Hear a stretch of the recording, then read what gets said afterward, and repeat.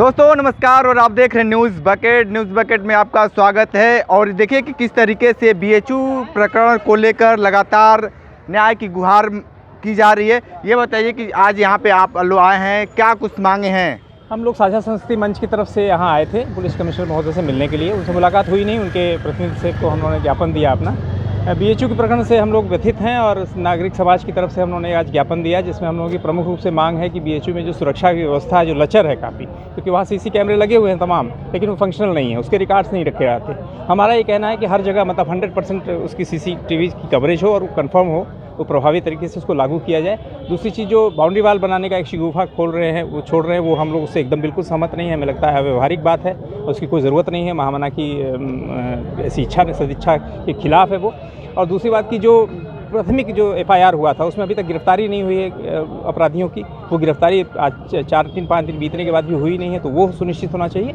और एक बड़ी मांग हम लोग साथ में ये भी कह रहे हैं कि जो छात्रों के आंदोलन चले हैं, स्वतःस्फूर्त आंदोलन थे, उन पे कई ग्रुप में अलग अलग मुकदमे दर्ज किए जा रहे हैं, उनको उठाया जा रहा है। ये गलत है, ऐसे सारे मुकदमे वापस होने चाहिए और पूरी बीएचयू की व्यवस्था इंक्लूडिंग आईआईटी वो पूरी तरीके से मुकम्मल होनी चाहिए। सुरक्षा व्यवस्था टाइट होनी चाहिए और हर चप्पे पे लाइट और सीसीटीवी की नज़र होनी चाहिए। बीएचयू प्रशासन ये कह रहा है कि चारों तरफ व्यवस्थाएं हैं, लेकिन सिर्फ मंदिर के होने की वजह से सिविलियन आते हैं, जिसकी वजह से इस तरीके की घटना घटी।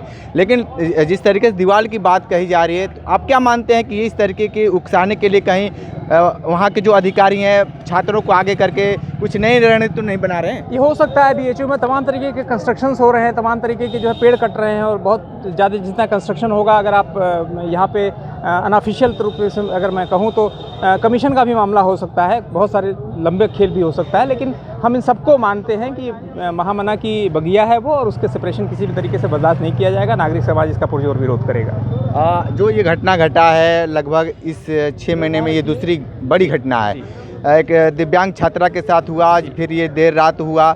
इस घटना को रोकने में सरकार जिस तरीके से कहती है कि जीरो टॉलरेंस की बात करती है, तो क्या आपको लगता है कि योगी की जो सरकार है या योगी की पुलिस है महिलाओं को सुरक्षा देने में फेल है? सबसे बड़ी बीएचयू कैंपस की बात करें तो सबसे बड़ा फेल्योर तो प्रोक्टोरियल बोर्ड का है कि वो तमाम तरीके से वो दिन में तो रोकते हैं, लेकिन उनके सीसी कैमरे की न तो उनके पास रिकॉर्डिंग है। 50% 70% ज़्यादा सीसी कैमरे उनके फंक्शनल नहीं है, लगे हुए हैं। केवल पता नहीं किस एजेंसी को उन्होंने कॉन्ट्रैक्ट दिया, उसके मेंटेनेंस का पता नहीं, उसमें कितने पैसे सालाना एनुअल मेंटेनेंस में जा रहे होंगे उसका पता नहीं। ये सब चीज़ों का भी खुलासा होना चाहिए। और अगर ये सब कुछ नज़र में होता तो शायद ऐसी घटना नहीं होती। तो वो फेल्योर तो पूरे दर पे आप बीएचयू के बाहर भी क्या घटनाएं नहीं हो रही हैं। आप घोषणा करते हैं, हमारे गृह मंत्री जी ने कुछ दिन पहले कहा था कि गहना पहन के 11 बजे 12 बजे लड़की चल सकती है। कहाँ चल पा रही है? नहीं चल पा रही। कोई बहुत ऐसी प्रभावी बात हुई हो, ऐसा कुछ हुआ नहीं। तो आप क्या मानती हैं, एक लड़की के नाते क्या कुछ कहेंगी जो घटना घटी है? देखिए, एक तो घटना जो हुई है वो बहुत ही निंदनीय है, ख़ासतौर से कैंपस के अंदर।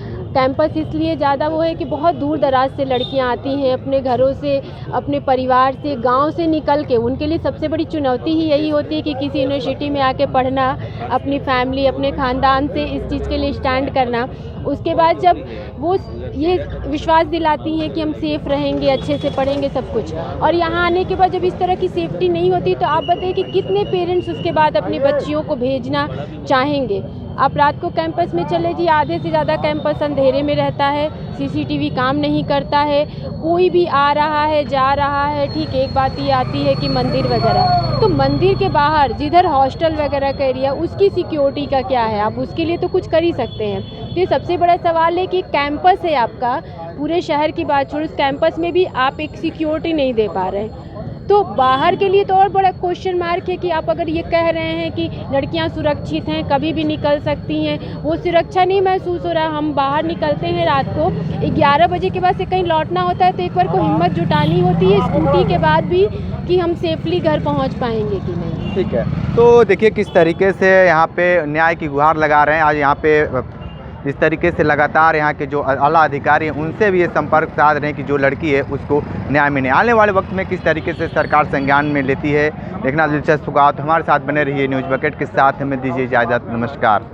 पेश है न्यूज बकेट हिंदी मासिक पत्रिका। पढ़ें इस महीने की पूरी खबर विस्तार से हमारे न्यूज बकेट की मैगजीन में। हमारी ई मैगजीन को मुफ्त में पढ़ने के लिए अभी लॉगिन करें www.newsbucket.in पर। इसके अलावा रोज की ताज़ा खबरों के लिए हमारे YouTube चैनल को तुरंत सब्सक्राइब करें।